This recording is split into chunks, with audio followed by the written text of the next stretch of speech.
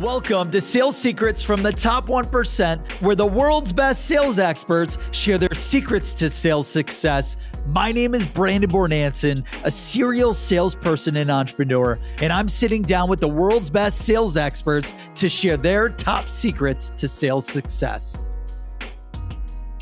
Hello, everyone. Thank you so much for joining me today for this episode of Sales Secrets from the Top 1%, where the world's best sales experts share their secrets to sales success. And I am thrilled, honored, and humbled to have with me Miss Viveka Von Rosen, LinkedIn expert, LinkedIn author, international speaker, Forbes top 20 most influential people to know in digital selling. She's a personal branding expert, top LinkedIn, two-time best-selling author. Thank you so much for joining us today. Absolutely. My pleasure, Brandon. I don't know if there's like... I need this energy. That's awesome. Yeah. No, I know the audience is super thrilled. I mean, many of us have read your books on how to use LinkedIn for selling. We follow you on social media. You're everywhere. Awesome. For the audience, we'd love to know a little bit about, who's Viveka? Where did you come from? How did you get started in sales? And I know you worked at a lot of different places. We'd love to just learn about like your transparent, authentic story from the start to where you're at today. Yeah, well, like many people, I fell into sales completely by accident.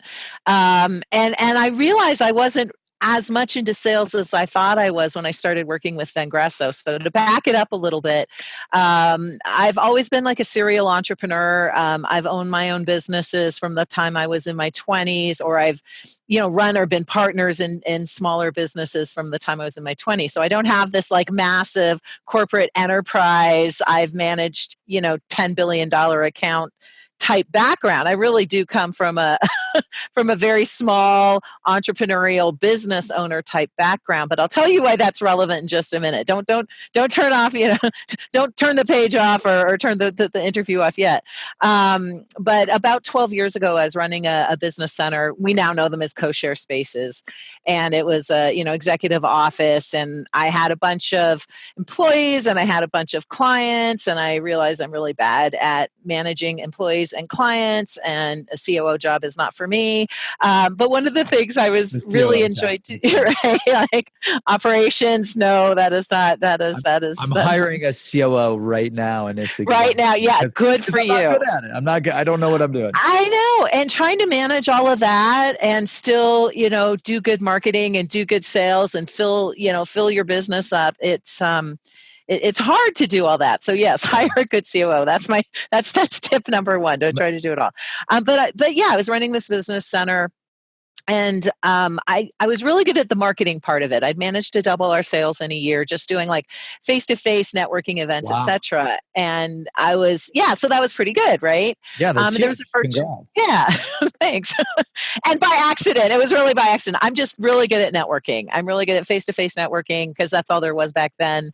And then I learned about this thing called LinkedIn, and I'm like, there's a huge virtual aspect to our business and what we do. So maybe this thing called LinkedIn might be a useful tool. And so I just dove into it and learned everything I could about it.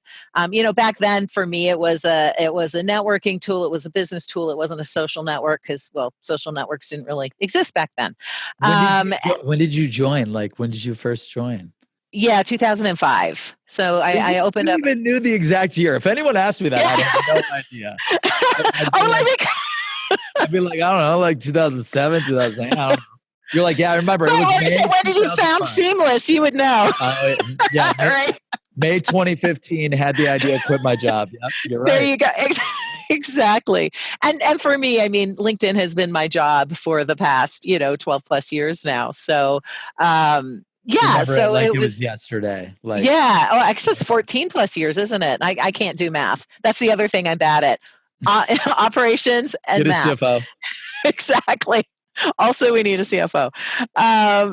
So found this cool tool, dove in. There weren't many people teaching and training on LinkedIn at the time. one of the associations that I was a part of heard that I was doing it. They kind of said, "Hey, come to New York City to the Waldorf Astoria, to the Grand Ballroom, and teach a bunch of million and billionaires how to use LinkedIn." Okay, so that was my first like Wow. official speaking gig. Yeah, Where was don't that think I've at? ever. That was in New York City. That was, I think, like 2007. You said where? At the Waldorf? New Waldorf? York City, Waldorf Astoria, Grand Ballroom. Oh my gosh, That's that my sounds first an speaking amazing gig. Like, venue. yeah, I know, it was awesome. It was Were you awesome. super nervous? Not about the speaking part. Like I've been, my mom's like, "You were born on stage." Like I love being on stage and talking to people, and I have since I was 7 years old. So that part, not so much. The part that made me nervous, and so we could speak to this too, because even though it's not really a sales strategy, I think presenting to a room can make some people nervous. It didn't make me nervous, but what did make me nervous was, do I know my product well enough? Do I know this thing called LinkedIn well enough? Am I going to be providing the right information that they need? And then also the sheer net worth of the people in the room was intimidating to me, because Wow. here I am, like running this like barely 7-figure business, you know, and then there's all these millionaires and billionaires in the room. So That's amazing. I think that made me more nervous than anything else. But yeah, getting up and talking to people, sure, no problem. Dude, talk about getting thrown in the water. Like Yeah. here's the first venue, high net worth people that you teach. Exactly. And it was great because I ended up working with that association for a long time, getting to a lot of international gigs with them. And, one thing led to another, which led to the book, which led to a lot of other events, which led to the eventual merger at Vengreso. So That's amazing. And your first book. So the two books, just so the audience is aware, can you just drop those real quick? Yeah. So, and this is kind of ironic too. So the first book was called LinkedIn Marketing an Hour a Day. That one came out in 2011. And by the way, I've read all those oh God, I'm so sorry. Yeah. Because my whole background comes from digital marketing. So like I sold for IBM and I sold for Google. So we would be we'd buy all the marketing books, Google Analytics an hour a day, paid search exactly an hour a day. Yeah. I was like, good old Wiley. I was like, I got an hour. And that was my issue with the book, was like, who has a freaking hour a day for LinkedIn? Like, even I don't have an hour a day for LinkedIn, but it's the name of the series. So what can you do? Just run But ironically, and this has happened both times. Oh, and the most recent book is LinkedIn 101 Ways to Rock Your Personal Brand, which I'm actually we're rewriting that one right now. But as with both books, LinkedIn had not made a change for its user interface since 2007, like nothing. It looked exactly the same in 2010 and a half as it did in 2007. So what did they do the week before my book goes to launch? Is when they had that huge, right? It used to be like white and blue, and then they had the huge thing, and then it was like the black, sexy. Yeah, so they changed everything a week before my book went into print. So like massive rewrite really quickly. And then they started changing things like Facebook, right? They just started changing things right away. Anyway, that was the first book with 2011, completely out of date. No one buy it. It's not worth it. I love how you're like, look, don't buy it because you'll think I'm an idiot. You're like, yeah, exactly. But like, 2000, like 6 years in social media years is like 400 years in normal years. I mean, it's just, things happen so quickly in this space, right? So quickly, it's crazy. You just trying to keep up is hard. So awesome that you're writing a book. Thank you. The good news about my book, like it's more evergreen. Interviewing people on their top sales secret, I don't need to worry about LinkedIn changing, right? How LinkedIn posting wall works. Like, you guys have a tough job to keep that content fresh. The good news is you should have a book like any year because it's always changing. Exactly. There's always a new rewrite.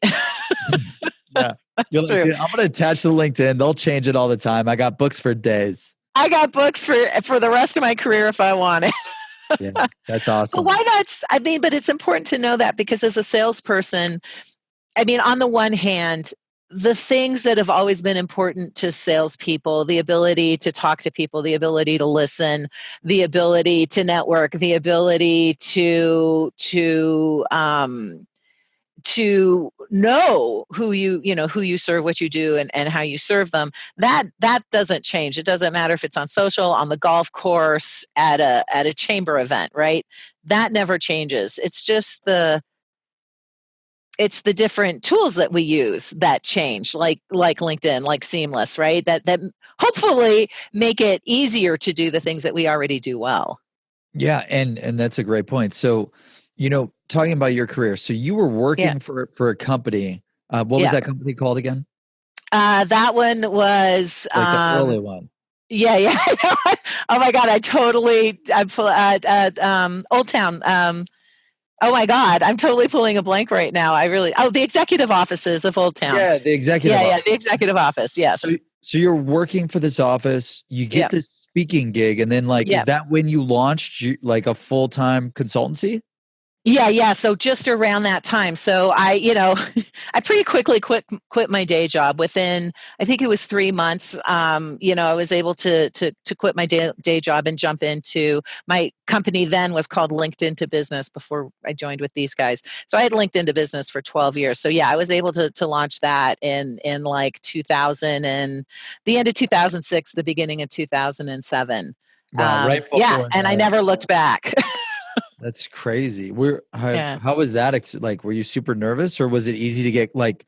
Because our audience, salespeople that want to get into Yeah. sales, salespeople that are looking to Yeah. join the top 1%, and then the top 1% looking to get into the mega rich of the top 1% of the top 1%. Right. Like, how was it for you launching that company at the beginning? Like, was it easy? Was it hard? Well, and again, it seems like something completely different. Here's a entrepreneur, solopreneur, focused on launching a new business. How does that have anything to do with a sales professional trying to get into the 1%? But the fact is, you still need the same tools, right? You need your network. And so for me, I had mentors. I had people like, Bob Berg, who's an awesome mentor for me. Folks like Mari Smith, who was just, that far ahead of me doing what I wanted to do, but in Facebook. People like Trey Pennington, who were very cognizant of this new digital space. And so I had these great mentors, and so salespeople need mentors, I think, to help them. No one's an island. No one should do it on your own. And whether your mentorship takes the books like you did, you read hundreds and hundreds of Yeah. books, or you actually have a person who you can have weekly calls with, or you've got some kind of support masterminding group. But as a business owner / salesperson, you still need that support, and there's no sense in recreating the wheel when someone else has already led the way. Now you want to add your own personal twist to it. I don't want to do exactly what Bob's doing. I don't want to do exactly what Mari's doing. I have my own twist, but why would I recreate the real wheel? Why wouldn't I learn what they've learned, take that, and then build upon that, which is what a very successful salesperson does. Yeah, that's incredible. So you launched this thing over what 11 years ago, Yeah, uh, yeah, right before the hit, the economic yeah, downturn. That yeah. was right when I was graduating. Awesome. Right. Like Awesome. awesome for us, right? Like you launch a company, I graduate, and this was after I had to shut down Yeah. we shut down and sold our second company for like pennies on the dollar Oh, during that time. So like we went through yeah, a brutal downturn. yeah. Um, tell me, like, how did you grow that? Was it hard for you to grow the consultancy like over the past decade? Or Yeah, no, yes, because and LinkedIn was like blowing up. was blowing up. Both. So a lot of what I had to do was educate. And it's really funny because I always thought I was in sales, because to me, if you're running a business or you own a business, it all comes down to, can you afford to go the next year, and can you afford to go to the next year, and can you afford to go to the next year? So I always assumed I was in sales. And then I wrote 2 books, and truly I had someone reflect back to me, well, it's LinkedIn marketing an hour a day. I'm like, oh yeah, I'm a marketer. But the point is, you're an educator, right? Whether you're in sales, whether you're in marketing, it doesn't matter.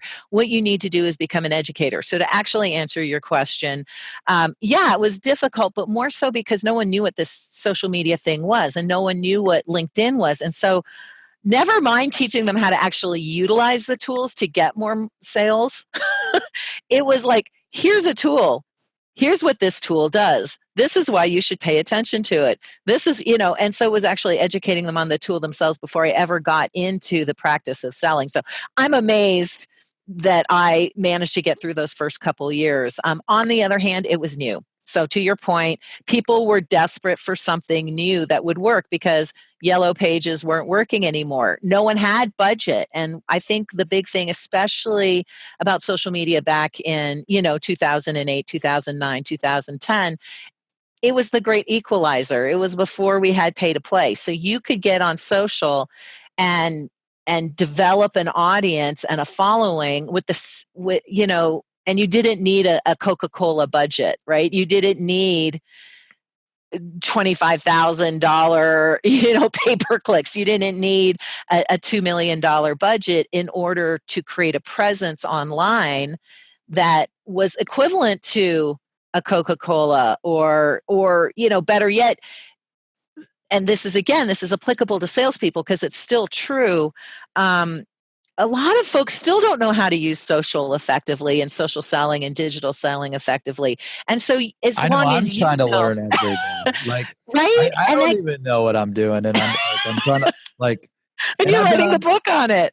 Yeah. Well, I'm writing a book on sales secrets. Right. But even being on LinkedIn since 2007 or 6, or whatever, I still don't even know what I'm I'm always trying to learn.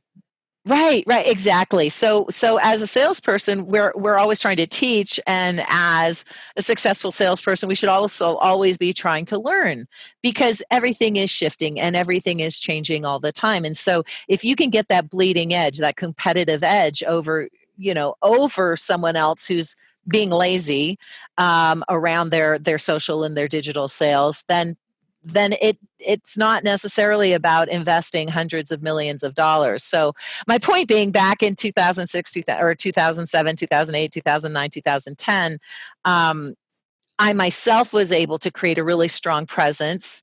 And I never would have been able to compete against like a Sandler or some of the other sales companies out there back then or before that point.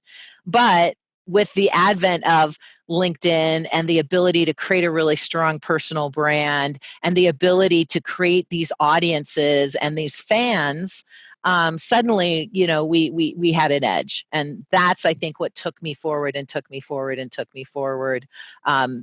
I didn't have to file bankruptcy. Yeah, that's always a good thing. My fiance is a bankruptcy lawyer. Oh man. Yeah. Yeah. It's kind of I would never be able to do it because it's depressing. You're dealing with people that are going through the worst time of their lives. But that's amazing that you didn't have to do that. I know. And here's the thing, and I always tell, folks coming out of school for the first time, make your mistakes in your 20s because you've got a long time to recover. I'm not saying file bankruptcy in your 20s, but take your chances. And I was younger then, right? I was younger 12 years ago. And I don't, if you asked me to do this again today, I don't know if I would do it. Well, I guess I did with Vengreso, so I guess I would do it again today. But when you're younger, you can take these chances. And that's the great thing about sales is you will always have a job. If you're any good at all, you will always have a job, right? You will, if you decide you don't want to sell gadgets anymore, you can go sell software. If you decide you don't want to sell software anymore, you can go sell cars. If you're a good salesperson, right, you can go anywhere. You can go anywhere, and they want you bad. So there's some security in that, right? Yeah, and that's also great advice, especially for anyone in sales. If you're looking to take on a new sales job and you're unsure because you may not be qualified or it may be over your head in a new technology in a new sector industry. I'm in my early 30s, this is our third company going all in everything, investing millions into it. Yeah. If this doesn't go as big as we think it will go, we lose everything and then we just start fresh again. You just start again. We can go sell for Google, Facebook, Twitter, any company, LinkedIn, any company in the world. If you're great at what you do, I recommend taking the risk, just like Viveka's absolutely. That's amazing. So, okay, talk to me about some of the sales successes and failures that you had along the way of building your consultancy. And then that will lead us into what the audience is dying to ask. what is your top sales secret? But just share a few of the successes and failures, because we know it's not high and to the right all the time. Like it isn't. It isn't. Well, one huge failure. What's the word I want to use? Be careful about who you enter partnerships with, businesses that you go, that you start to work for. Do your homework, because several mistakes I made that ended up costing me a lot of money was starting into relationships that I shouldn't have in the business itself, like aligning with. I mean, when I aligned with Vengreso, I did so much research on all my partners, and I thought about it really, really long and hard, and we had lots and lots of meetings before I decided, yes, this is actually a partnership that I want to go with. These are people that I want to align with, because I cannot, there's just. I'm a little bit hard-headed or dumb or something, because there were several business partnerships that I did with that failed miserably. Let's just put it that way. So make sure that you do your research, before jumping into something. Just because you like them, just because, at a networking event over a couple of glasses of wine, something seemed like a good idea. Like, do your research first, because they're not always the best ideas ever. And learn from your mistakes, because that was the other thing is, had I kept making the exact same mistake over and over again, I wouldn't be in business now. So each time I learned a little bit more. Like, don't date the person you're going into business with. That's another one. So that, there's those mistakes. Another huge one, I think, which is definitely applicable to sales professionals, is don't work with a client just because it's a big number.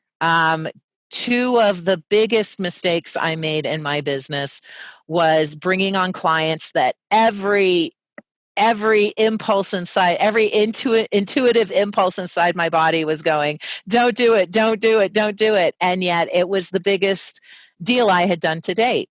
And so, I was like ignoring that intuitive side of myself, going, but it's so much money. And that actually ended up costing me way more money than I ever made, like lawsuits, everything. So always trust your gut, like do your research and trust your gut.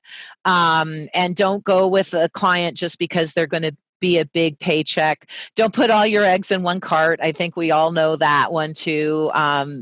I think all of us who've had our own businesses or who have been successful salespeople realize that if you've only got one named account and 80% of your income, like at some point that's going to end.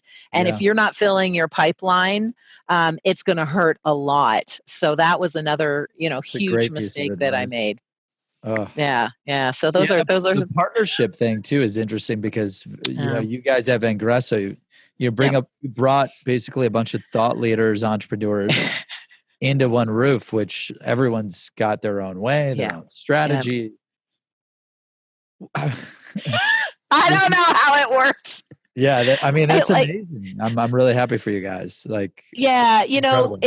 We had more people starting. We had a lot more people starting out with Vengreso. And when it wasn't a right fit, people dropped off, and no hard feelings, and we love them all. But it's not the right fit, and you can't have 4 captains sailing a ship. And for me, I got a kind of a big ego. I've made a name for myself in this industry. Linked into Business, the old company, was really well known in my particular world and industry. I was the CEO. I was getting the speaking gigs because I was the boss. Yeah. And so I was really wondering, like, because I did not come in as CEO, nor did I want to. And I was wondering, like, how... For the audience, being CEO is overrated. Oh my God.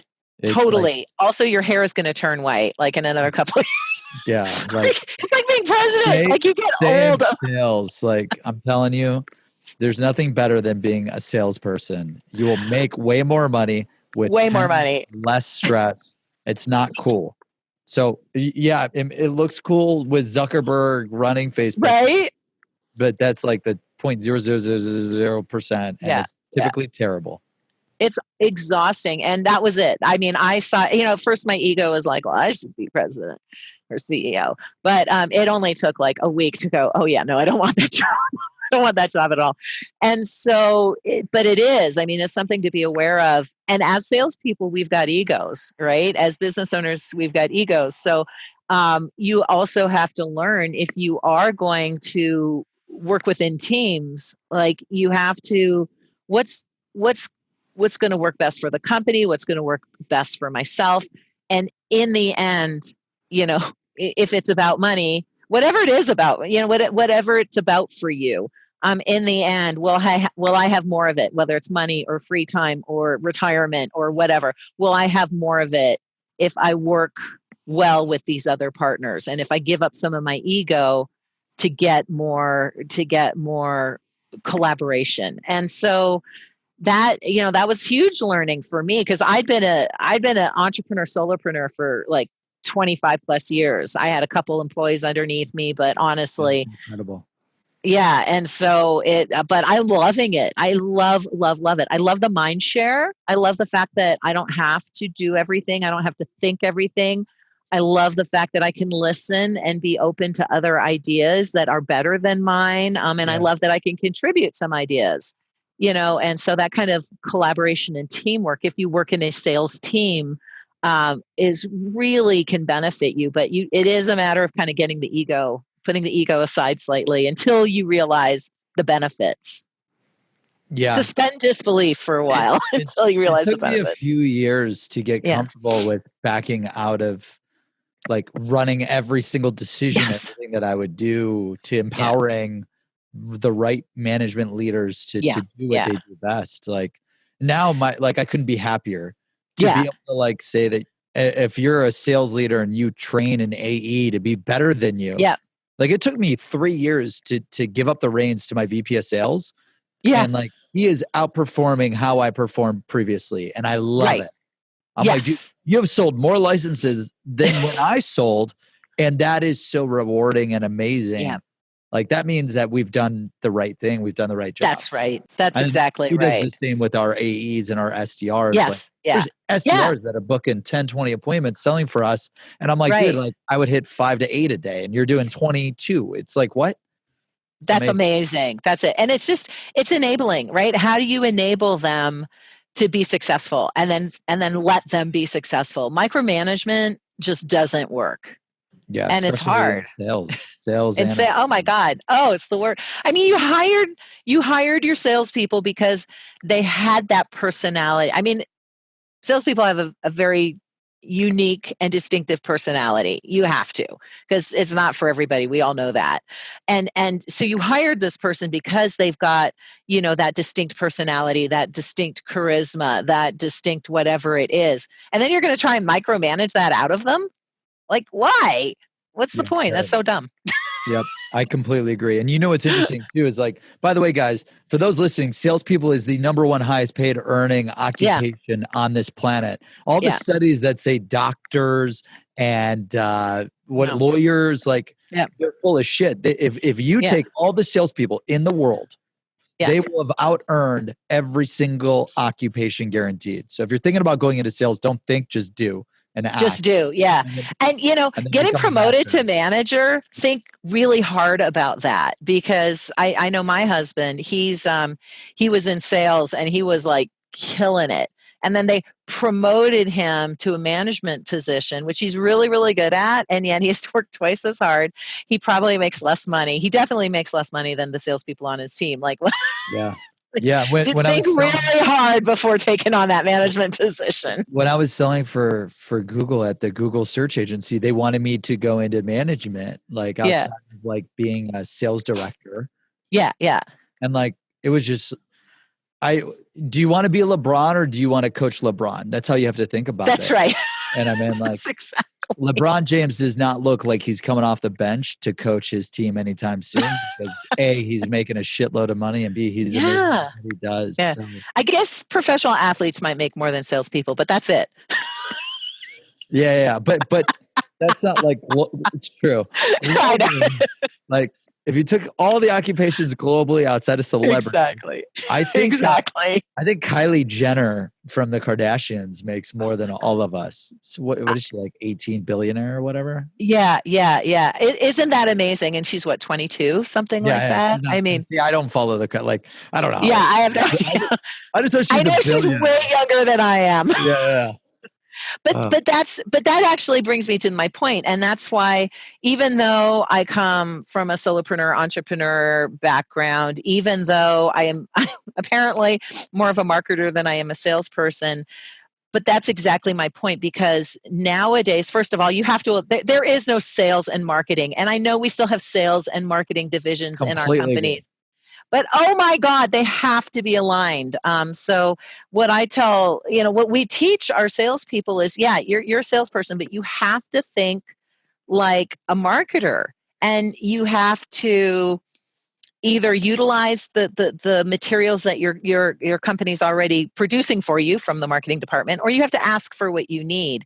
And you have to be, you're a salesperson, you've got a voice, you've got a strong voice, like use that and sell your company into giving you what you need. You already know how to sell your clients and your customers and your prospects, so now you need to sell your company into giving you what you need, whether it's technology like Seamless, whether it's a sales navigator account on LinkedIn, or whether it's the marketing materials, because you have to think like a marketer, and you have to think like a you have to think of yourself as having a personal brand, which is, okay, who am I? Here's my company, and they're going to spend all this money on video and campaigns and marketing campaigns and Super Bowl ads.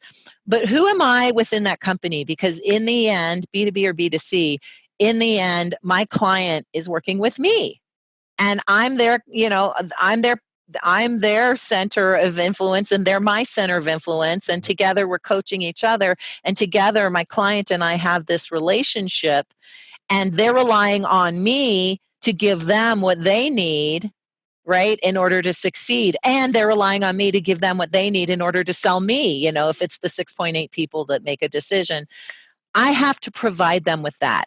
So I am my own personal brand within my bigger company, and B, I'm a marketer that has to provide my client or my prospect with the materials that they need in order to sell me. So we have to think of ourselves as marketers. We have to think of ourselves as influencers. We have to think of ourselves as subject matter experts. And we have to be a resource above everything. We're not selling, we're becoming that resource for our clients. And as hackneyed as that sounds, that's the difference between sales, success and failure these days, I think. Yeah, that's amazing. And I think one of the greatest blessings that I had was selling for IBM Interactive and Google. Yeah. I was selling the digital marketing. So I learned all the digital marketing as a salesperson. So I was always combining both marketing and sales. Like I got to do both. I got to do marketing and I got to do sales, and I wouldn't rely on anyone. I highly recommend guys, try to learn as much as you can. If you're in marketing, learn and study as much as you can about sales. Buy this book, study the people that we interview, like Viveka, and learn how to sell and go cold call, cold email, social sell, prospect, book appointments, close deals, and then same with salespeople. Learn everything you can about marketing on LinkedIn, marketing on social, branding. Buy Viveka's 101 Ways to Rock Your Personal Brand. Learn how to do all these things. The newest version. the new version that comes out soon. Because it's critical. I don't know. I think we're going to continue to see this convergence where instead of it being separate, people will actually own both and be the person that you almost are responsible for doing both nowadays. Yeah. They really shouldn't be separate, because in the end, marketing is supporting sales efforts and sales is keeping marketing alive, right? So it's cyclical. And, it's funny because in social selling and digital selling, we talk a lot about content marketing, which, salespeople are like, well, there's that marketing word again. What do I care? And so with Vengreso, we've changed it into content for sales enablement. And it's really about focusing on, I think there's 7 levels to the buyer's journey, but let's just call it 3, somewhere between 3 and 7 levels to the buyer's journey. And it's the buyer's journey. We need to create content for our sales professionals, or our sales professionals need to create their own content or ask for content for each level: awareness, consideration, purchase, and everything in between. We need to create the right content that attracts our buyer, because if we're not, what's the point? And so often the marketing buyer persona and the sales buyer persona are two different people. And, so of course it's not working. So don't think of it as content marketing. Think of it as content for sales enablement. And that might help you to digest that. Yes, we need to get that information out there. 75%, or I think it's higher than that, something like 92% of people who make buying decisions, clients, customers, prospects who make buying decisions, do so because of the content that they consumed from the winning vendor. That's a LinkedIn quote, I think. And so, be that winning vendor providing the right content. Quote again? Can you drop it that? It was, let me see if I could get this right. 92% of the 92% of the modern buyers who purchase a product or service do so from the vendors that provided them with the information. Got it. It's on our website. If you go to our website, it's like the pop-up. No, and I mean, like, guys, you've all heard this, like these quotes before. Like, people are reading before they're buying. They're doing all the research before they're buying. For you and me, it's easy for us to create content because, like, we study this every day. If you're selling something that you don't know, let's talk quick strategy. Let's talk about how to create content if you're selling something that you're not doing. Like, I sold paid search marketing for Google. Right. I never managed paid search before in my life. And I was doing mega $1 million deals. And that's how I became a millionaire, selling these deals.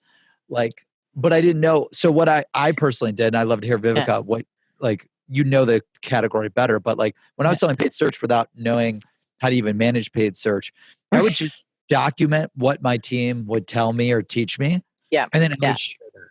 Like, they would a case study I'd share. They'd tell me a PPC strategy and I'd share it with my personas. Like, I would just document everything that they taught me and showed me. And then I would basically take what they taught in their content, and they just didn't know how to market to the personas. And I just would give it to the personas. That's right. And just twist it a little bit. And I've done that naturally my whole life.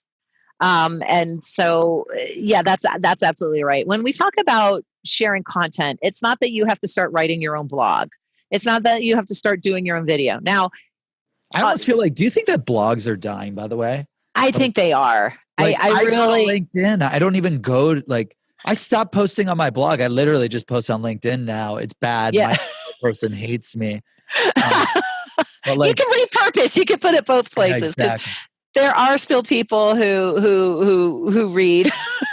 But and the media is always shifting, but the strategy is the same, right? The strategy is find the information that your audience wants. You don't have to own it. You don't have to create it, but you do need to curate it. You need to share it. And you need to share it where they are. So if your audience is on Instagram, guess what? You need to learn Instagram just enough to know how to effectively share content through Instagram. If they're on LinkedIn, which if it's B2B, they're on LinkedIn, you need to know how they're absorbing their information on LinkedIn. Are they looking at updates? Are they listening to video? But you need to find out where your audience is. You need to find out what questions they're asking. Like, one of the best ways to create content, ask your buyers, what are your biggest points of pain? What are your frustrations with our product? What are your frustrations with whatever the industry is that you're in? What would you love to? That's how Seamless came to be, right? What's one of the biggest frustrations? We can't get accurate contact info. I sell to 20 people a day, and I'm like, to sell to every person spending any dollar on paid search, it's like 100,000 people. Company. Exactly. It's like, how do I prospect 100,000 people yesterday? And that's how we built it. find the point of pain, solve it, and show people how you solve it, and use your own information, use other people's information. But yeah, you don't have to be a subject matter expert to appear like you're a subject matter expert. And that's another thing I learned, right? I wasn't the LinkedIn expert when I got the Twitter handle and the LinkedIn handle and the YouTube handle and the Facebook handle. I wasn't the LinkedIn expert then, but I said, I'm going to be. And so in the meantime, I'm going to learn everything I can. I'm going to absorb everything I can, and I'm going to share as much useful information as possible.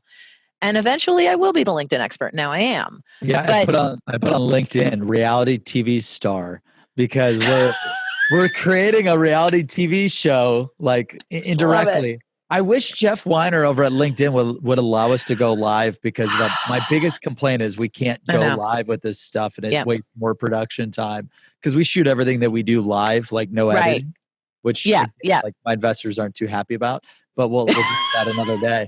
Yes, exactly. But like you said, like I'm not, MTV didn't call us and say, yeah, you're reality TV people. It's like, dude, we want to do reality TV. We want to share the world, like how we're selling, how we're marketing, document it all so that they can benefit. That's right. Just do it. Just figure it out. So by the way, it's coming. So some version of that is coming, just so you know. They're testing it out on college kids right now. So it's the equivalent of stories. So it'll be live. It'll be bite-sized pieces. But just so you know, something is coming. But I know they truly need LinkedIn Live. Like how is it just like Snapchat, like a certain amount of seconds? It's going to be, I think it's going to be similar to Snapchat. Now, LinkedIn never does anything quite like the other social channels. So my guess is they'll give us a little bit more time. It won't be just a snap, but it's in the works. Do you know, like TBD high level overview of when that will be released? Not a clue. Yeah, with LinkedIn, it's so but at least we know it's a thing, because they're testing it right now with students. All right. Tell them Brandon Bornancin and the crew at Seamless.AI is ready to go. It's ready to go for their first corporate experiment. Yes. Perfect. Yes, absolutely. Yes, exactly. So the audience is dying to know, right? You built this amazing practice on your own, grew it to a massive success, wrote 2 books. Now you're a partner at Vengreso, as a LinkedIn expert, international speaker, Forbes top 20 most influential people in the world. Amazing, Viveka. I can't believe I even have her for the book. What is your top sales secret? Sales secrets from the top 1%, world's best sales experts share their secrets to sales success. If you were to go back to when you were 18, last year when you were 18, or, like, what would that secret be that you would share with the audience? Yeah, and it kind of wraps everything up, right? Act like a marketer, sell like a salesperson. So it's really, first of all, and I don't think salespeople have as much issue with this as some other folks do, but it's claim your space, claim your expertise, claim your space. And I'm not talking arrogance, I'm talking confidence.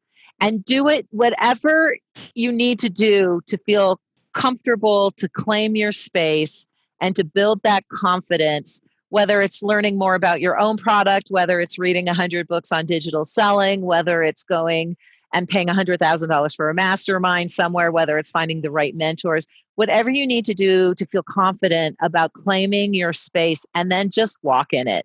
Like not to get woo-woo and stuff, but you'll probably notice, like I say, I achieved my visibility and my fame kind of accidentally, but it felt like accident. But when I claimed that LinkedIn expert status, all of this stuff, I started attracting all of the right opportunities and some wrong ones to me, like the books, like the speaking opportunities, like the right clients and the wrong clients.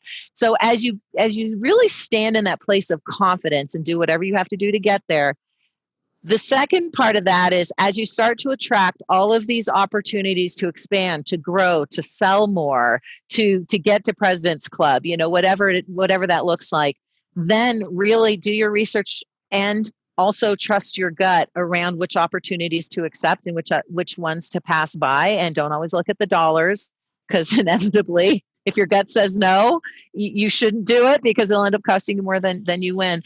But if you do that, if you stand in your strength, you attract all this opportunity, You do your research, you trust your gut, you take the opportunities that are relevant to you, and you just trust your own expertise, and you trust in those opportunities, the right ones. It will catapult you. It'll take you to another level like you can't even believe. And then I would say another necessary element to that is you always come at everything you do as an educator.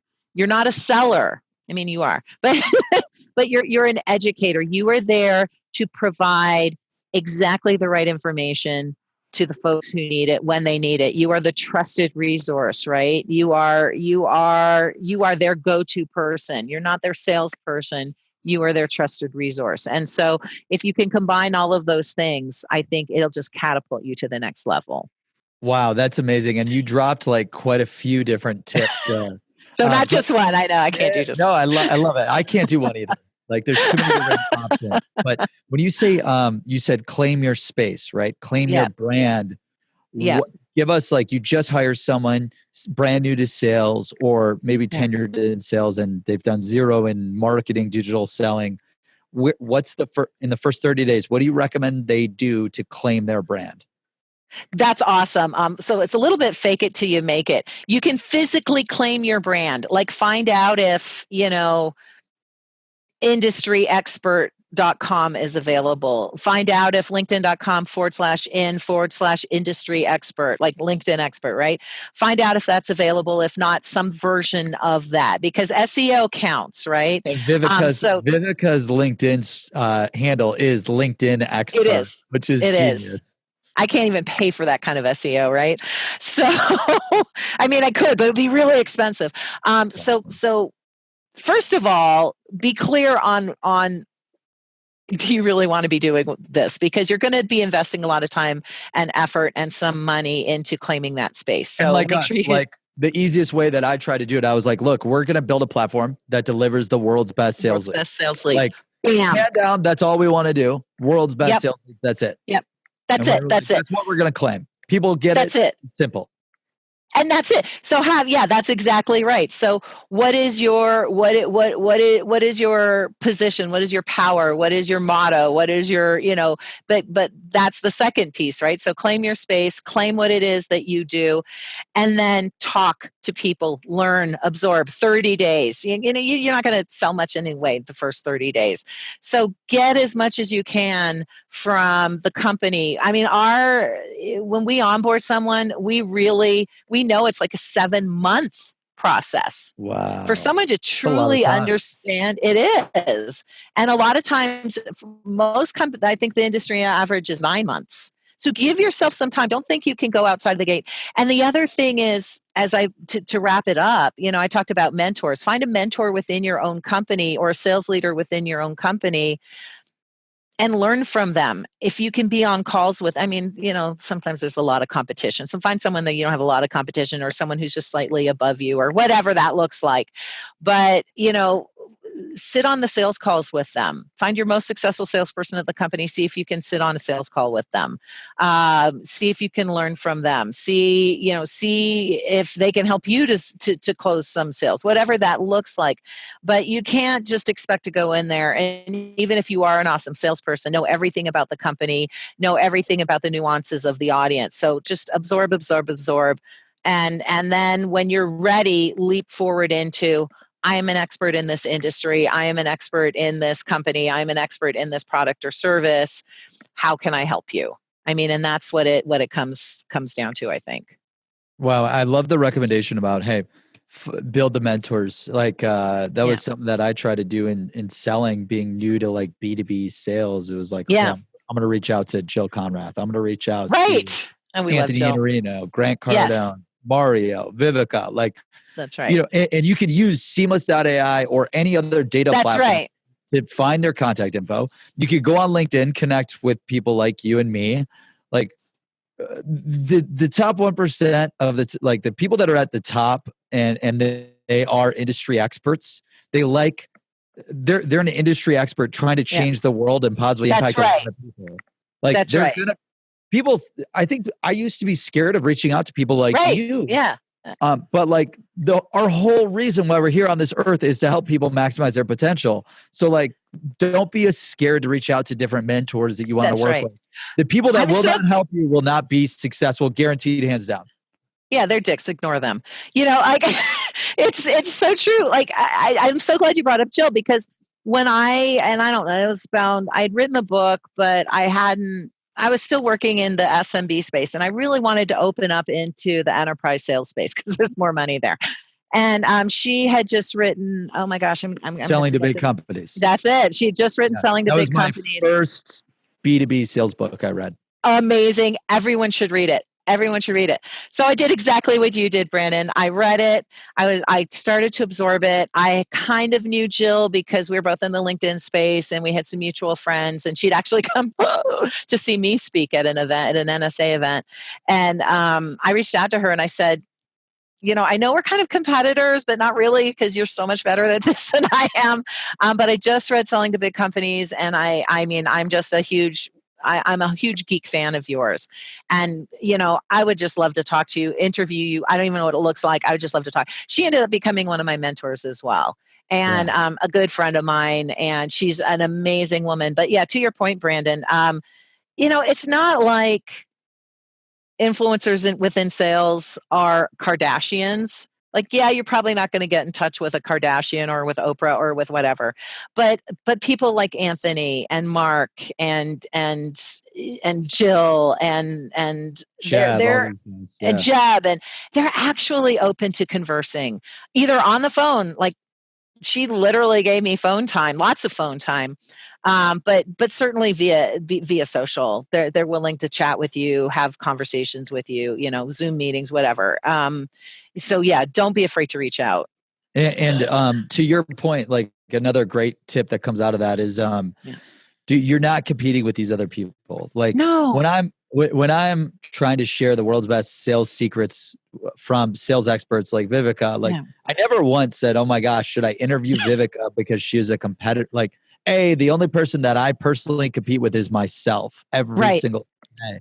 And I think that there's something that you can learn from every single person. Yeah. And that's why one of the reasons why we put together the book is that everyone's got some talent and some experience that we can learn from to optimize what we're doing to make more money, to drive a bigger impact. That's right. So like Viveka did, she didn't, even though she felt that Jill was a competitor, I bet you Jill didn't even think of like you as a competitor. Like, I'm so little. Everyone's on their own thing, That's true. Yeah. And we all have different and now several of the people you notice, they're friends of mine, or you mentioned rather, they're friends of mine. We're actually in supporting, supportive groups together, masterminds, if you want to call it that. And we refer business to each other. So you never know. You never know. But if you're trying to cling onto your space and you're seeing everyone as a competitor, which is often a sales mindset, I think what happens is you end up losing so many more opportunities. You might win a few, but you're going to lose so many more. Like if Kurt and Mario and Bernie and we were competitors, but if we hadn't been open to the opportunity that was in front of us with the collaboration, we wouldn't have Vengreso right now. And we're just like crushing it. I mean, it's crazy. Awesome. And I could never have done it alone. Could never have done it by myself. No, and I mean, a lot of you and your partners are investors and, have advisors to Seamless, which we're thrilled about. And we are too. I mean, it's, you just have to be open to opportunity, and I feel like compete with yourself and learn. Okay. So own your brand, claim your spot. Own your brand. Yes. And best place to start is to just start looking out there on social, start looking out there on digital, and start claiming these things. And then I assume start building up those profiles and websites. Yeah. I mean, build your personal brand. And of course, if you're B2B, it's LinkedIn. I mean, Facebook's great and Twitter's great and Instagram's great. And I guess Snapchat is still a thing. But if you're B2B, it really is about claiming your space and claiming your space within LinkedIn, building your brand.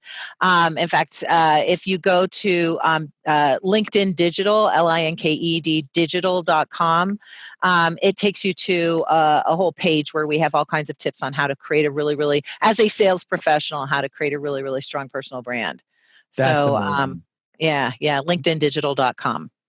Well, Viveka, thank you so much for the time today. For the Absolutely. audience, where can everyone connect with you, learn more, follow you, and get help from you?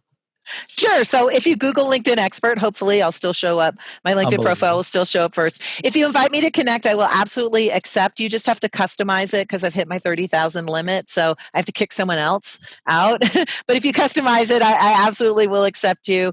Viveka, Viveka at Vengreso.com. I'm really old school, so I still answer emails.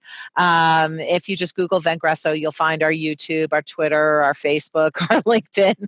You can find us there. And we've got just so much information for you around best practices for digital selling. And we're here for you if you need us. Amazing resource for anything that you guys need, for any tips, strategies, best practices. Check Viveka out, check the website out. And thank you so much for everyone tuning in to this episode of Sales Secrets from the Top 1%, where the world's best sales experts share their secrets to sales success. Viveka Von Rosen, it has been an absolute honor. We're humbled and grateful for you to share your top sales secret to sales success. And thank you again so much for the time today. Thank you so much. My pleasure.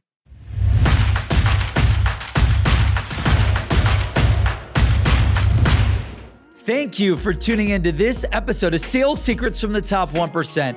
We release new episodes every Monday and Thursday, so make sure you subscribe on Apple Podcasts, Spotify, and YouTube to never miss an episode.